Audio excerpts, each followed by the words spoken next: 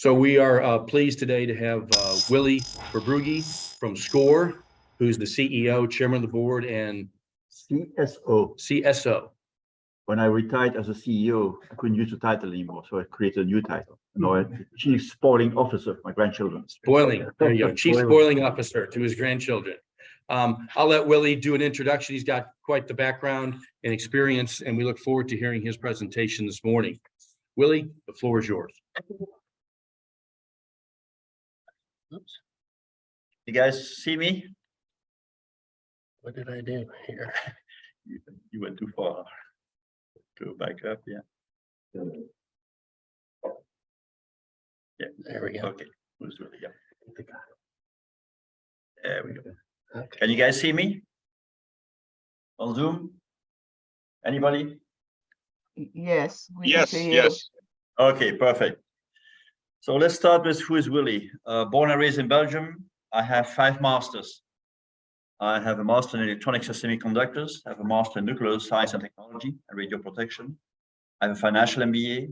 I have a master in international sales, marketing, and business development, and a master in industrial manufacturing process optimization, Six Sigma, total quality, black belt, and so on. I worked for Westinghouse for 17 years, building nuclear power plants around the world, starting in Belgium. Then I spent 3 years in France teaching the people from Framatome to build the French nuclear program. And then I came to the States. Came to the States in '87 for Westinghouse. I became the director of technology transfer around the world. I had a revenue of $186 million and a cost of $5 million. Pretty good return. Yeah. All that was from licensing income. And then I left Westinghouse. I became the CEO of 6 companies, billion-dollar companies in 10 different industries. I lived in 5 countries, spoke 8.5 languages. I had manufacturing plants in 186 countries around the world. And I worked for 20,000 people that did not work for me. I worked for them. I became a servant leader by the time. And then I retired again and I became a serial entrepreneur. Started 4 companies with guys from Sandia National Labs. We developed a detector for weapons of mass destruction, anthrax, ricin, those kind of things. And we integrate that in a semiconductor. And it ended up like a little button you put on your jacket, and it's your personal alarm. If you walk in a room, these are dangerous chemicals, your alarm will go off. Cool. We sold that to Martin Marietta, and it's now in on all the battlefields and in all the places where people gather, like stadiums or airports or metro stations. Second startup was with the guys from A&M in College Station. We developed laser communication. Communicate by radio, people know your frequency, they can listen to your message. By laser communication, not. It's very confidential. So it's used by the military, by the governments, by the lawyers, bankers, medical field. And we sold that to Carlos Slim from Mexico. So that's probably now in the hands of all the cartels. Third one, for a company out of Toronto, I invested $1.8 billion in a potash mine in Congo Brazzaville. Fertilizers. And here in Houston, when you grow a rice plant around the rice grain, there's a little hull that's thrown away at the rice mill. We found out that little hull has 20% very pure silicon.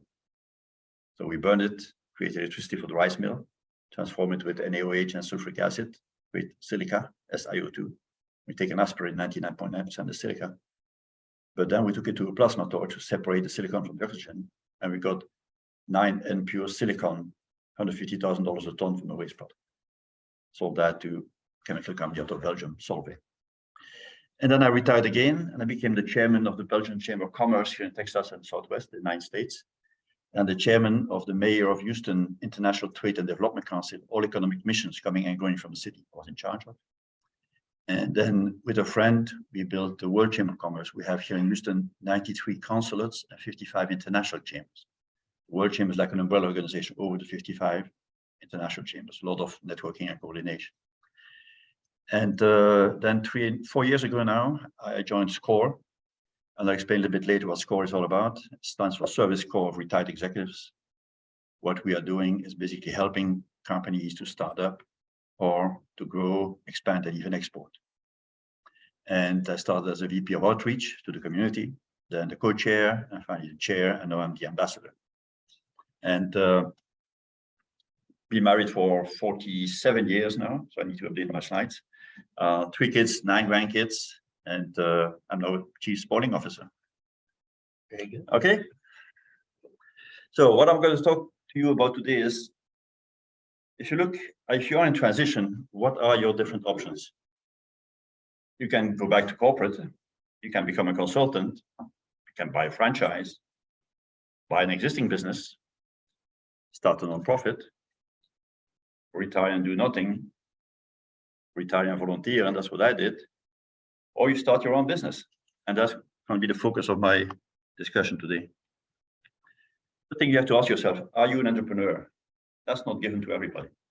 In fact, very few people are entrepreneurs. You have in business or in life 3 types of people. You have followers, managers, and leaders. If you're a follower, you should never start a business, because that's not your skill, that's not your mindset. If you're a manager, it can make sense in some conditions, but you better have a good team around yourself. If you're a leader, you probably will start 15 different businesses. You have to have a passion, a motivation. You have to know where you want to be in 5 years from now. Otherwise, don't start. You're going to have a lot of ups and downs during your startup. So you need to have tenacity, perseverance. You need to have a kind of solid heart. You're going to have to love change. If you don't like change, don't start. Because change is going to come to you if you like it or not. You don't have to have courage. And sometimes you have to be like me. Sometimes you have to be a rebel. Not always follow all the rules. Always stay legal, but sometimes you have to take shortcuts or long ways around problems. And if you don't have the self-confidence that you can solve all the problems in front of you, you're going to have difficulty. Next thing you need to have is something which is, you need to do something unique. If you do the same thing as everybody else, you're going to have average results. So very, very important to define your unique selling proposition. And that is not just to have an idea, but there has to be a market, there has to be a need. You have to solve a problem in the community or in the world. If you have a patent, that makes sense. You can protect yourself, you'll be unique in the field, and you can do things that nobody else can do. If you find an underserved market, it can be a people, it can be an area, a city, it can be part of the market, it can be part of the IT world that we live in for the moment. So there's plenty of opportunities, but you have to be able to identify it as something unique. Technology also offers a lot of advantages. I've seen in the last 6 months, probably 10 or 15 really, really good technology opportunities. I'll give you an example. Yesterday, one of my clients came with the idea that an average car runs 25 miles a gallon. He has a prototype of a car that runs 250 miles a gallon. And he sold already to the army. So he's not a dummy. He knows what he's doing. I still don't believe him yet because I've only met him yesterday. But I will check a little bit further, because if that makes sense, imagine what it does to all of us running around, driving around.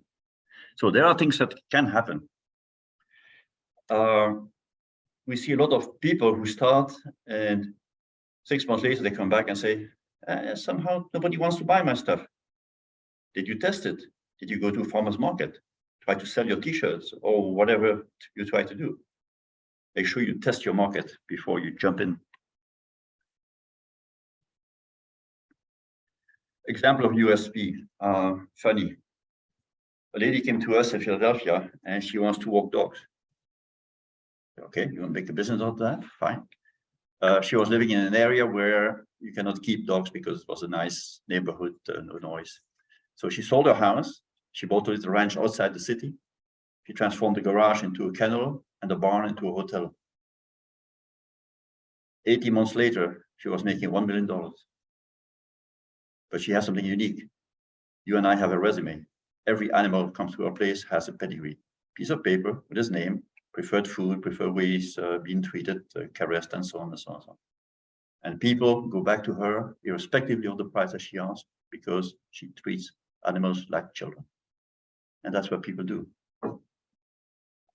And now she keeps fish, snakes, parakeets, even a horse. People go on a cruise for 2 weeks, they bring to her, and she can ask whatever she wants. Her daughter is marrying at this month. She's going to take over the first, and she's going to open one on the other side of the city. That's an entrepreneur, but she has something unique. Another guy came to us one day and said, you drill a well, you have a little bit of gas, you flare it, you have a lot of gas and no pipeline next door, you might have to shut down your well. So he brought a gas turbine on site and transformed the gas into cheap electricity. Then he asked himself, who needs cheap electricity? Bitcoin miners and data centers. So he brought them on site. And all he has to transfer is zeros and ones. Makes a lot of sense. And he can produce Bitcoins for between $6,000 and $7,000. Even where the price is for the moment at 20, still makes a lot of sense. So if you have a unique proposition like that, and you can create value from that, that's a good way of starting a business. A lady came to us and she wants to open a daycare. We asked her how many daycares are there in Houston, like 870 or something like that. So you're going to compete with 870? No, but I'm going to be open 24 hours a day, 7 days a week. And that's pretty unique. You don't find that very easily. She started 2 years ago now. She's probably around $1.2 million just in daycare. But again, you have to find something which is unique. Then what we say to everybody, and we keep on repeating. Before you start, plan. The more questions you ask yourself, the less mistakes you'll make later on. And we see too many people jumping in and not having thought in all different directions. So that's why we ask everybody that wants to start a business, develop a business plan. And we have a template of a business plan that we've negotiated with the banks for the last 20 years. That is structured in the form of 35 questions to ask yourself, so you can think front, back, left, right, up, down, in all different directions. And the first part of the business plan is describe your business, why you do, what's unique about it, and how you're going to go about it. The second most important part is the marketing plan. Try to understand who your target market is.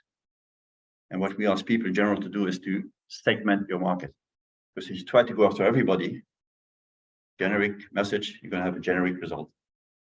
The more specific you are, the more segmented you are, the better you'll be able to define the channel to get in that market and the message. Your message will be different from that market segment to that market segment to that market segment. The more specific you are, the more result you can make. And especially for the moment in the last 10 years, you have to have a good idea of how you're going to do your social media and your e-commerce, because those are fundamentally important, especially if you are in the B2C. Less important in the B2B, but still presence and visibility is important.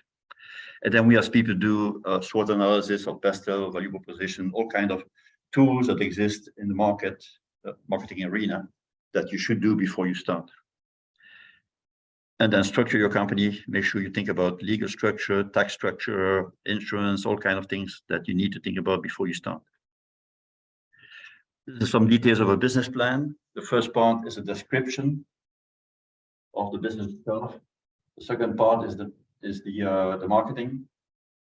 And the third part, and the most important, is the financial data. I'll go a little bit more in detail later on. The financials is basically cash flow projection. Because in a startup, cash is king. If you don't manage your cash, you're going to have trouble.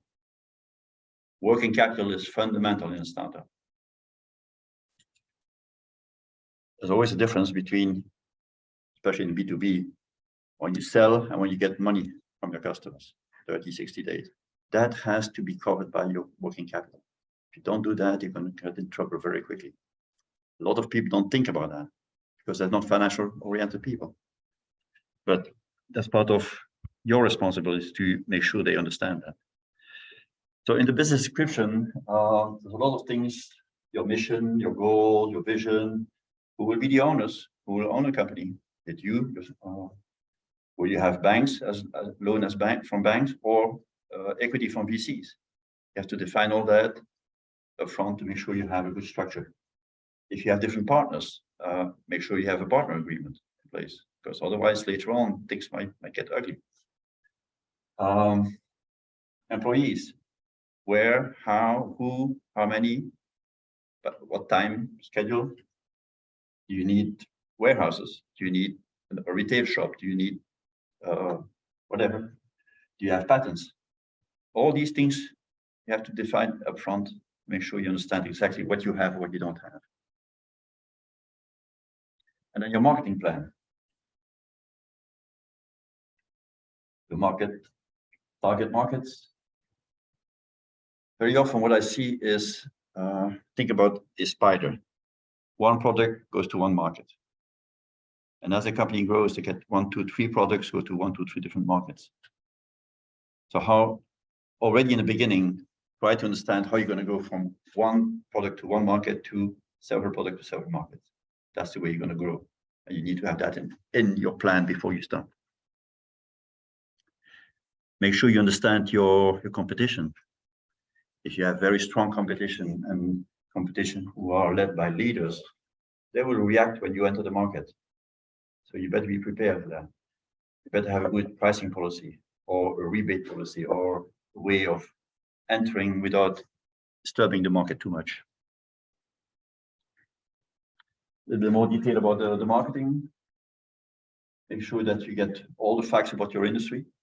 There's plenty of information available at the public libraries and public sources.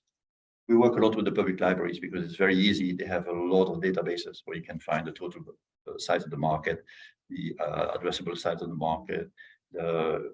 If you open a retail store, they can tell you what's the walking people in front of the retail store. So plenty of information available.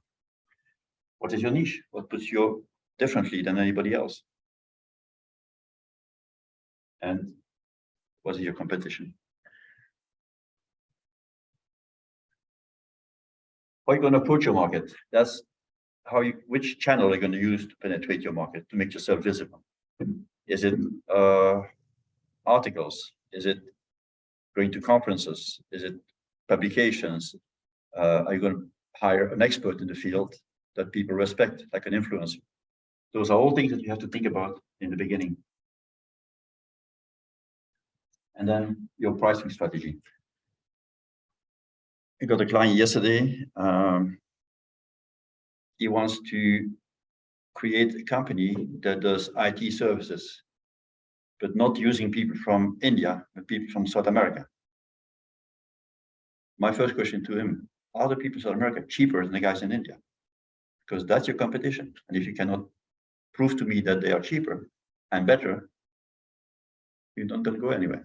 Advantage he has, they're on the same time zone. That's a big advantage. But they better has to be as good and as cheap. So a lot of things to think about before you start.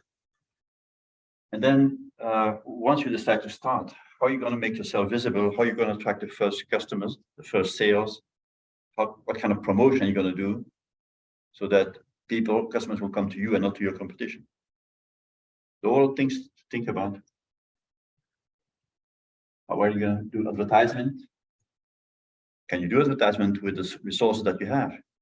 Startups usually have scrap or cash, so you have to be careful. You cannot do everything at once, you do it over time. And then what kind of sales forecast can you assume? These are forecasts, these are assumptions, but they will be important when you do your cash flow projections. So take all the assumptions that you have from your marketing plan and start putting them together in a very simple cash flow projection. Cash flow is nothing else than a P&L with a line on the top, cash in, and a line on the bottom, cash out.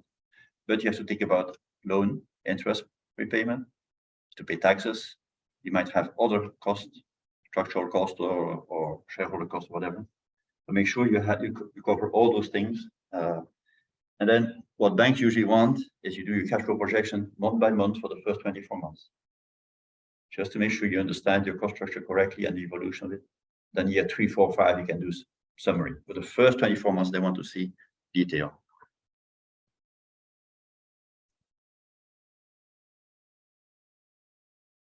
People, utilities, a lot of costs that you don't think about in the beginning, but you'll find out very quickly that the USG&A is always much bigger than you think. Don't forget your loan, your interest, your taxes.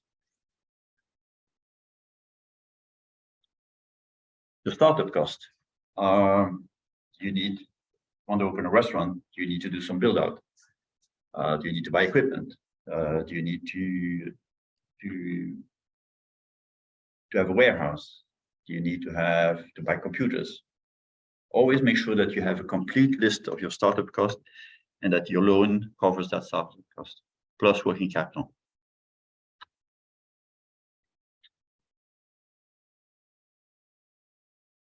Very often I see people coming to us and say, okay, I would like to have a loan of 50,000.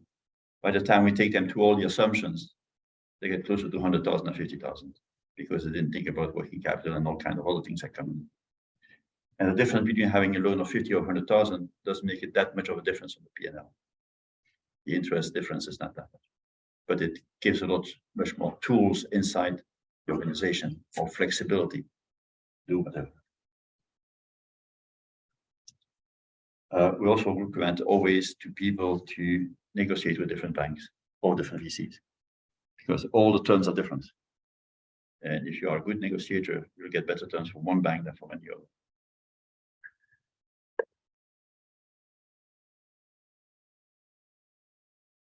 Next one should be a template of a simple cash flow. It's a typical P&L, but with a cash at the beginning, a cash at the end, and don't forget all the different things, the loan, capital purchase, and so on and so on.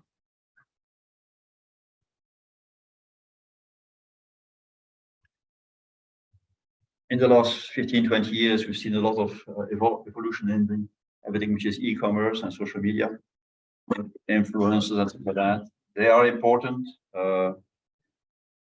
They were not important when I was in business, but today they are important and you need to pay attention. At SCORE, we have volunteers who are already retired, who are experts in social media and e-commerce. And every time we have somebody starting a company, we take them to the rigor of going to these experts, make sure they understand what they are doing.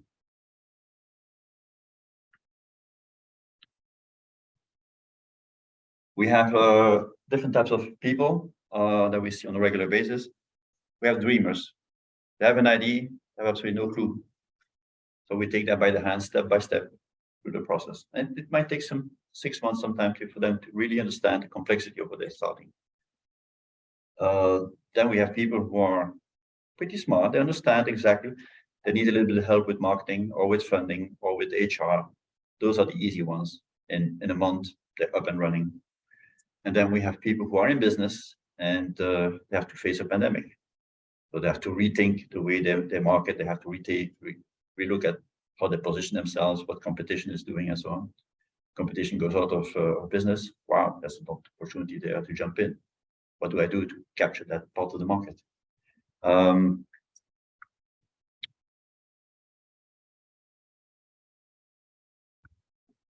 Think about sources of financing.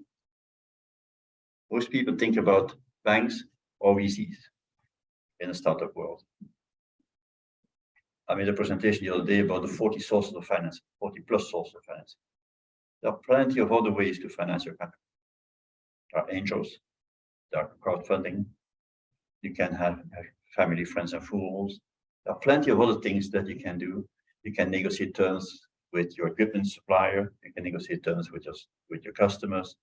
Plenty of ways of funding your company. They're not all that cheap sometimes. Be careful with factoring, for example. We've seen plenty of companies getting in trouble with factoring. So that's pretty expensive. It's okay short term if you know they're going to do it for 1 to 3 months. But I see people doing factoring for 2 or 3 years. That's the best way to get bankrupt sometimes.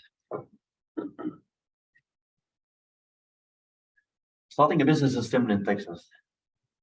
You can put it in one slide. Something similar in California, we would have 3 pages. In Vermont, we have 5 pages of requirements. Here, all you need to do is have a legal structure, DBA, LLC. 80% of what we see are LLCs. It's the simplest, best way to start. You have to have an IRS number, EIN, because the government wants to tax you. You need to file your taxes once a year. Easy in the beginning. Register your company with the Harris County clerk or whatever county you are in. Register with the Texas controller. If you sell product, sales tax. If you sell alcohol or do things that are related to medicine, sometimes you need licenses or other permits. And if you have real estate, you need to also file with the appraisal board.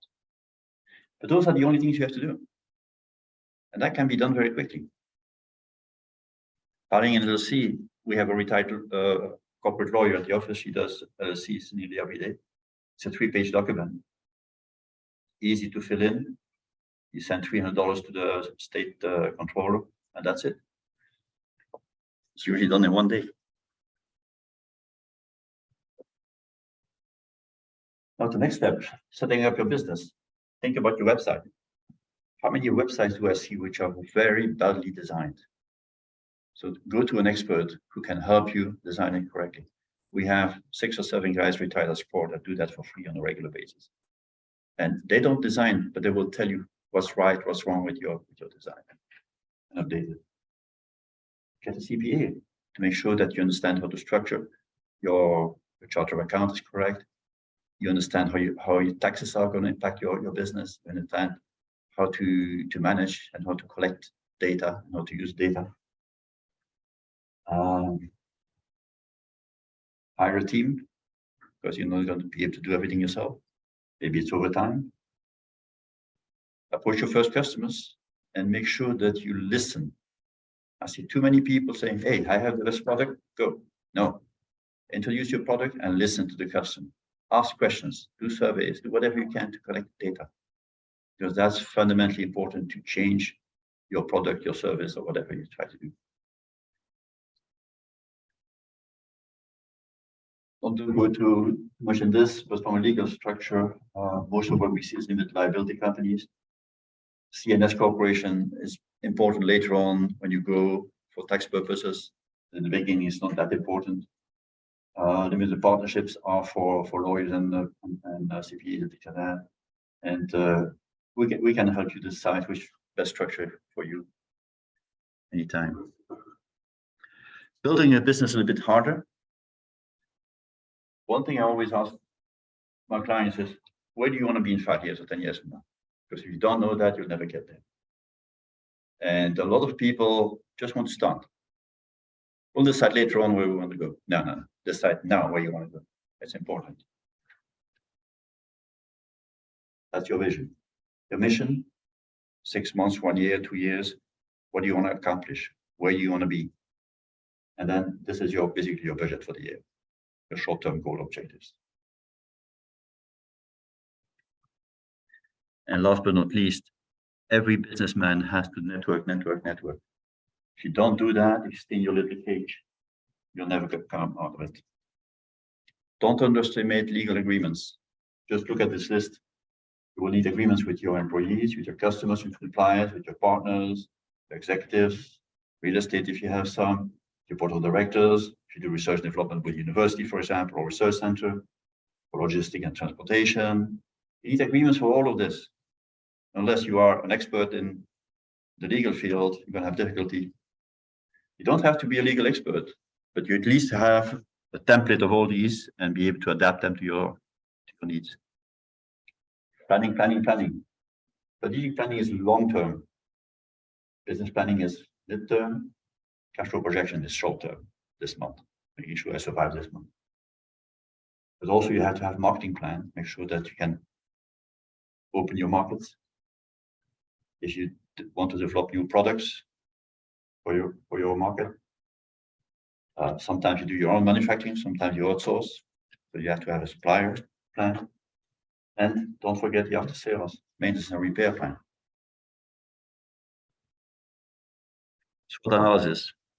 Most of you have probably seen SWOT analysis or best analysis. Is basically looking at your competition and the environment in which you live, and understand what are your strengths, your weaknesses, your opportunities, and your threats. And it's very important to do that and have somebody who is neutral do that for you also. And then you can compare notes. Because sometimes you do it yourself, you're biased. Always have somebody that you trust to do it and then compare notes. People make business complicated. Business is simple. Revenue minus cost of profit. How many people remember that? Very few. But don't forget that there are plenty of other aspects to a company or to an environment. And then people. You're going to have to interface with a lot of people. Shareholders, managers, employees, customers, suppliers, colleagues, people in the industry, organizations. And don't forget your family. I would say probably 10 to 15% of the people who start enthusiastically, and 2 years later they are divorced. So watch out for that. That's the danger.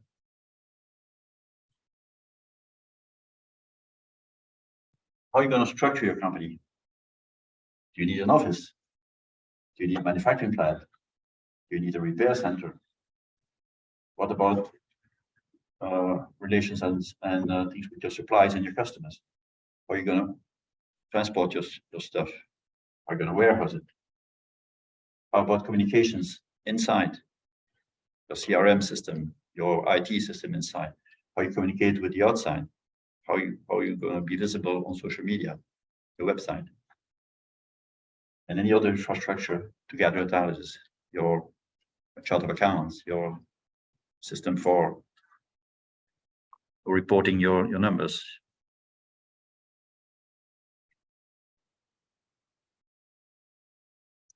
Later on, you'll see that as you grow, there are plenty of other ways to grow your business. You can grow organically. You can grow by research and development, more products for the same market or more markets. Expand your market from the city instead where you start, in your state, in other states, in the country, and then international and export. You can acquire complementary products or complementary markets. And you can merge with other companies. All these things will come much later in your process. Keep in mind that success is not guaranteed for every startup. Only 5% of startups remain independent after a couple of years. If you're being acquired by somebody else, that might be a good thing. But if you don't have the backbone to sustain yourself, you might go out of business in 2-3 years. And we see too much of that because people are not doing enough work up front. You have to be flexible, creative, tenacious. Basically, some of the things I told you earlier, to ask yourself if you really are a good entrepreneur. And here is what is my gift to you. Think about the key to success in life and in business are very simple. It's 3 letters, EMA. E is for your education, your expertise, your experience, the way you use your brain. You cannot live without a brain. The second is your motivation, your passion. Why you do what you do. That's your heart. And again, you cannot live without your heart. And the third one, and the most important one, is your attitude. If you have a positive attitude, can-do attitude, never see a problem, always a solution, and you have the first 2, nobody can stop you.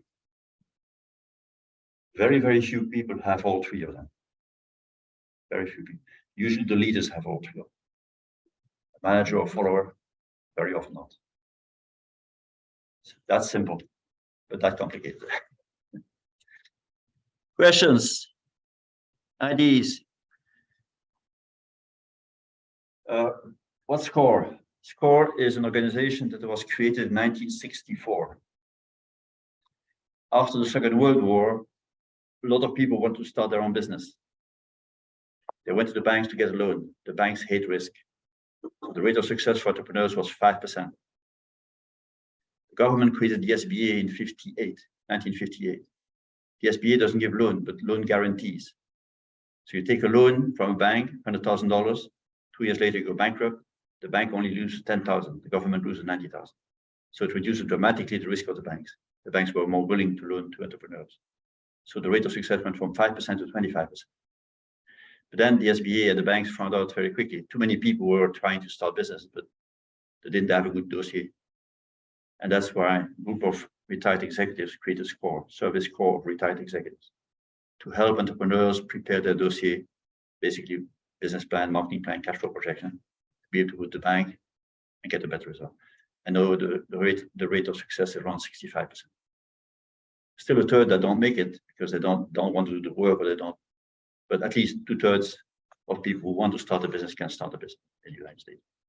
And think about it, 90% of the GDP of the US is small business. So that's been really the growth of the United States in the last 50 years.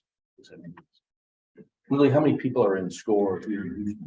SCORE National is 12,000 people, all volunteers. Everything we do is free.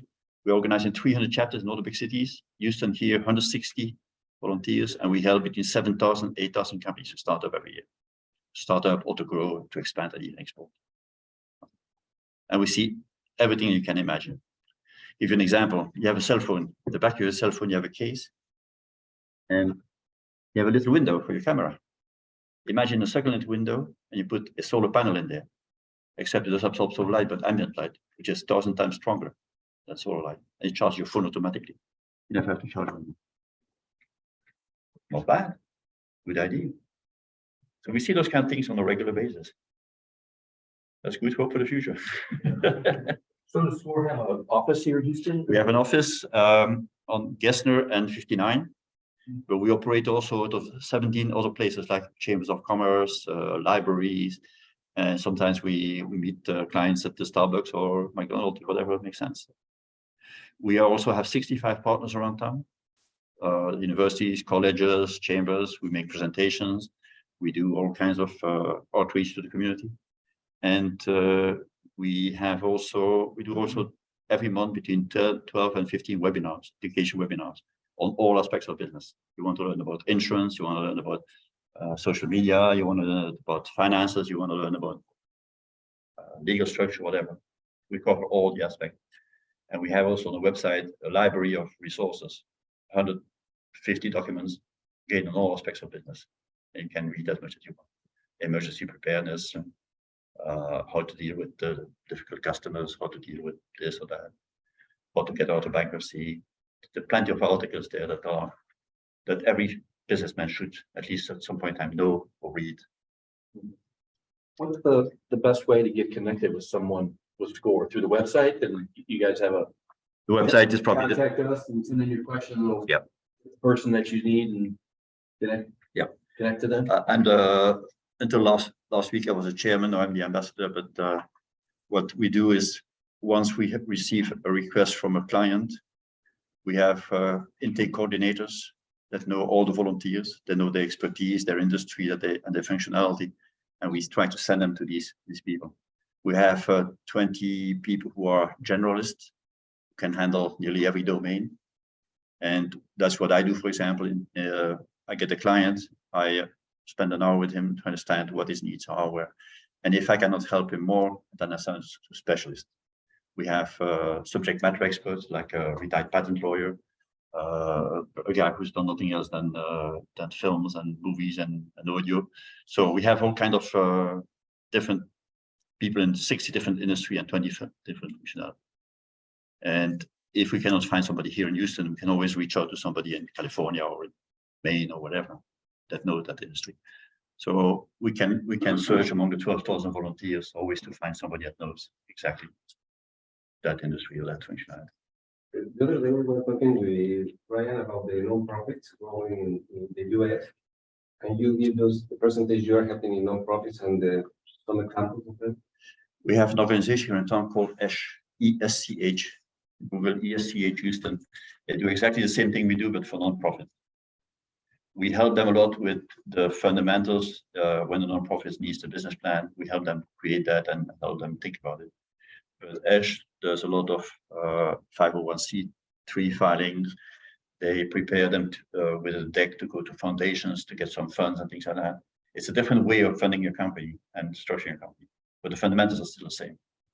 Business plan, and So the nonprofit has to make money. But what doesn't do nonprofit, you need to go to the other. We have 5 or 6 mentors at SCORE that work with Ash, and we do for them the So we've got a few questions that were coming in the chat thing. Matthew's asking, would I need to be located in Texas to incorporate in Texas? Not necessarily, no, but you have to have an address in Texas. Physical address, Can be a PO box. PO box, okay. So it'd have to physically be located here, but have some way of receiving, I guess, the snail mail. In some portion. Well said. Yeah. With regard to that, I'm not sure how to pronounce his name. Can I get involved if I'm not retired? Yeah, probably 20% of our volunteers are still working. They are a consultant, or they work part-time, or sometimes full-time, and they spend their evenings and weekends working as a SCORE volunteer. And that's not a bad solution. Sometimes it's difficult to coordinate their agenda or their schedule, but that's, yeah.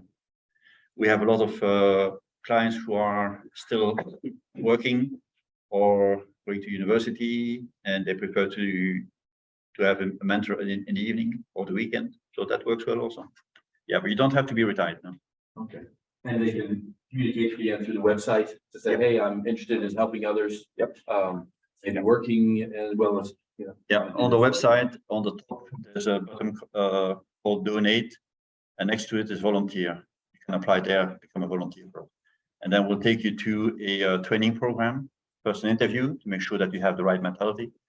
Then you go to a training program. In my case, it was 6 weeks.